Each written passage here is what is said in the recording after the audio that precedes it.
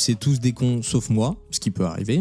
Alors, si tu fais partie de ceux qui ne savent pas socialiser pour socialiser, bonne nouvelle, il existe des endroits où tu n'as pas besoin de parler pour exister. Et où le simple fait de faire, ou progresser voire galérer, peut suffire à créer un vrai lien. Et je parle de tout ce qui est activité ou loisirs partagés évidemment. Ce type d'environnement, ça a une puissance sociale énorme parce que ça réunit 3 ingrédients rares à l'âge adulte, la répétition, l'intensité et l'objectif partagé. Tu retrouves les mêmes personnes chaque semaine, vous avancez ensemble vers un but commun et surtout, tu traverses les mêmes difficultés. C'est un petit secret pas secret mais que les psychologues appellent les épreuves partagées. En gros, quand tu vis des galères à plusieurs, ça va naturellement créer des liens plus solides. C'est pas pour rien que les amitiés les plus durables naissent souvent dans l'armée, les internats ou même les entraînements de haut niveau. Alors, choisir une activité qui demande un peu d'engagement, et je parle pas juste d'un cours de yoga de Sandrine de la Conta une fois par semaine, Sandrine je te hais, mais un vrai programme. Et attention, c'est pas forcément quelque chose de sportif, parce que tu le sens venir, mais ça peut être des formations ou stages intensifs, genre une formation en théâtre, cuisine, musique, blabla.